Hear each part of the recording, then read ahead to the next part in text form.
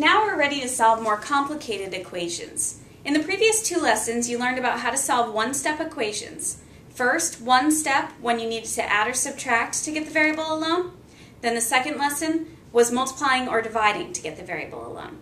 So today we're going to combine those skills together to solve equations that require multiple steps. So let's recap our steps. To solve an equation,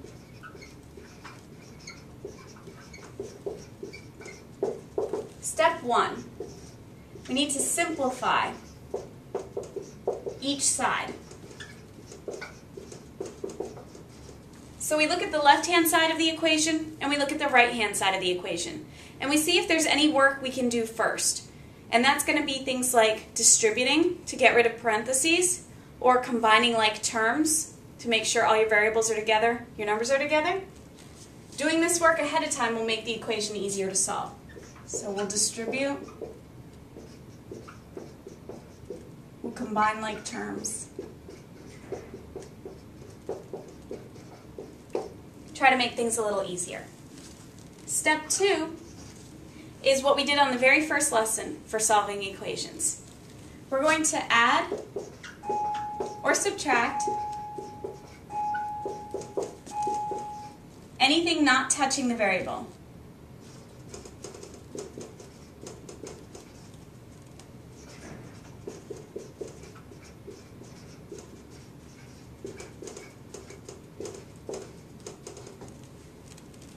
The third step, once we've done the adding and subtracting, we're going to multiply or divide to get the variable alone.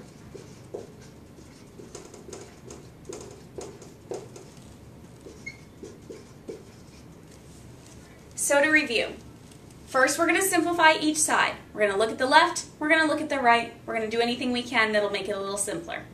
Step 2, we're going to add or subtract anything that's not directly touching the variable, just like we did in the first lesson on solving equations.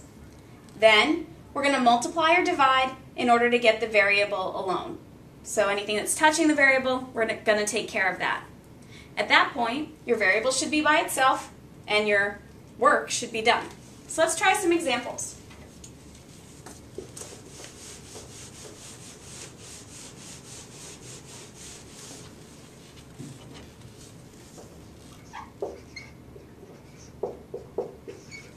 (3w minus 7 equals 8). So, first we're going to look and see if there's anything we can simplify. We look at the left. There's nothing really we can do. We look at the right. It's a number, it's by itself, it's all set. So we move ahead to step 2. Step 2 says that we need to get rid of anything that's not directly touching the variable. So we have this minus 7 here. In order to get rid of a minus 7, make it 0, we're going to add 7 to both sides.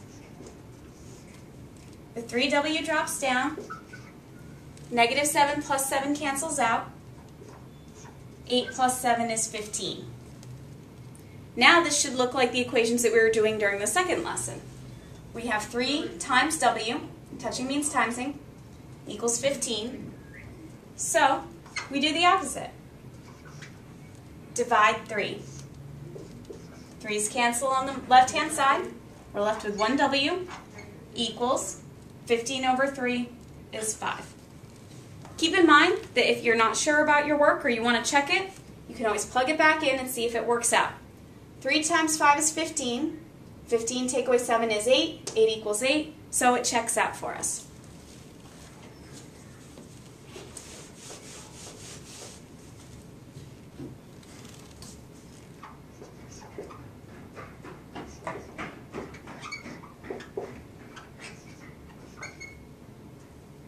Okay, let's try this. Again, step 1 is to look to see if there's any simplifying that we can do. Nothing can combine over here. Everything's all set over here. So we move ahead to step 2. We see that there's a minus 9. So we're going to want to add that 9 to both sides. The negative 7x drops down. Negative 9 plus 9 cancels. Negative 23 plus 9 is negative 14. Now, we're going to multiply or divide to get the x alone. So in order to cancel out negative 7, we're going to divide both sides by negative 7. Those are gone. X drops down. A negative divided by a negative is going to be a positive. 7 goes into 14 2 times. So x equals 2. So let's try one with a fraction.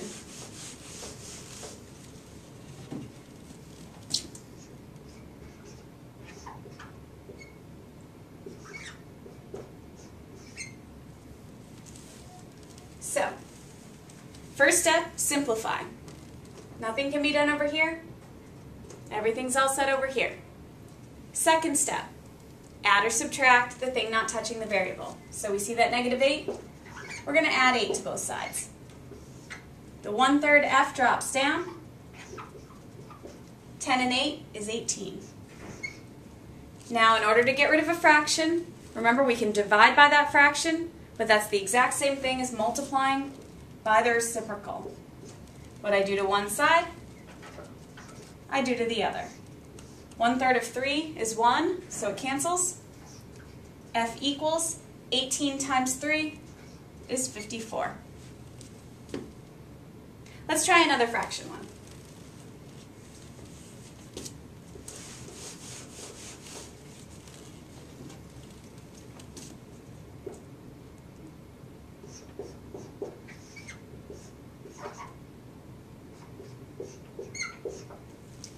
Now, here's the thing that's a little tricky about this problem. Now, first of all, there's nothing we can simplify, so we can move ahead to step 2. But the problem is with step 2 is I think I want to take care of that 8, but I don't really have an 8 there. Remember way back at the beginning of the year, we talked about how a fraction is a grouping symbol? So this x plus 8, it's stuck up here. So, here's what we're going to do. Just like we can take fractions that have the same denominator and put them together, for example, if I had 1/4 plus 1/4, they have the same denominator, I can add them up and keep the bottom 2/4. I can also split fractions up and give them the same denominator. So I'm going to take this fraction, I'm going to take each of these pieces and give them the same denominator.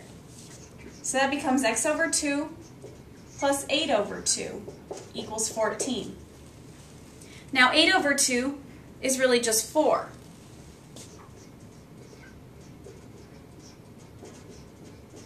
And now this problem looks kind of similar to the one we just did a minute ago. I'm going to subtract 4. The x/2 drops down. 4 take away 4 cancels. 14 take away 4 is 10. Now, I'm left with trying to get this alone, and I do the opposite of what I see here. The opposite of dividing by 2 is multiplying by 2. So if I multiply by 2/1, the 2's cancel. And what I do to the left, I need to do to the right. So x equals 20. And because that was a tricky problem, this might be one that I might want to take the time to check. So go ahead and put your 20 back in for x. 20 plus 8 is 28. 28 divided by 2 is 14. 14 equals 14, so this problem checks out. We're going to do one more problem. This one is going to be a little more complicated to make sure we're good as far as simplifying goes.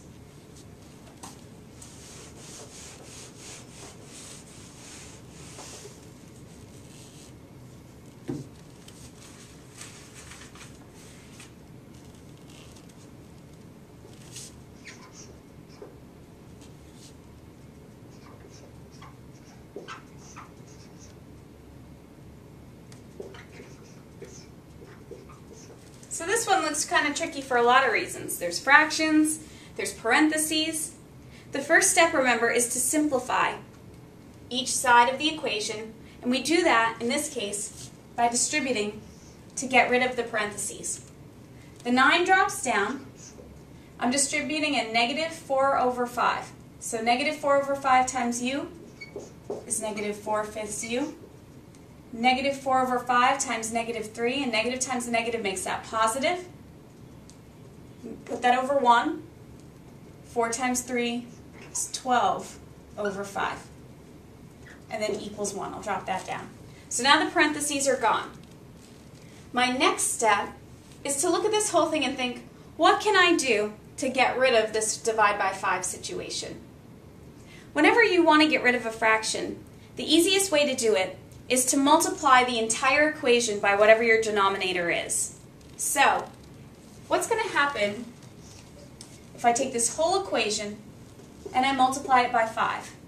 Now, again, the rule of the equations is I can do whatever I want as long as I do the same thing to everything. So everybody gets a share of this 5. 5 times 9, that's easy, is 45, minus, my signs are just going to drop down. I multiplied by 5 here because it's going to make those 5s cancel out. So another way to think of it is that 5 times 4 is 20, divided by 5 is 4. So 4/5 u becomes 4u. Plus, same thing on the next thing. I multiply by 5 because 5 over 5 is going to cancel. If you don't remember that, think about 5 times 12 is 60, divided by 5 is 12. Equals 5 times 1 is 5. Now this equation is a lot less scary. I still need to do some combining of like terms. 45 plus 12 is 57.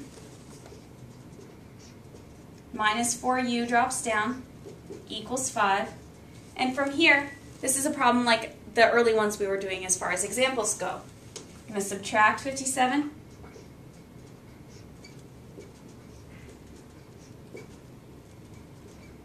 Negative 4u equals negative 52. I'm going to divide by negative 4. Divide by negative 4. Negative over a negative is a positive. And 4 goes into 52 13 times. So u equals 13. On a really complicated problem like this, it's going to still be in your best interest to plug this back in. So let's put that 13 back into our original equation and see what happens. So I'm going to erase this part right here. 9 minus 4 over 5, parentheses, 13 minus 3 equals 1. 13 take away 3, remember order of operations says do parentheses first, is 10. So 9 minus 4 over 5 times 10 equals 1.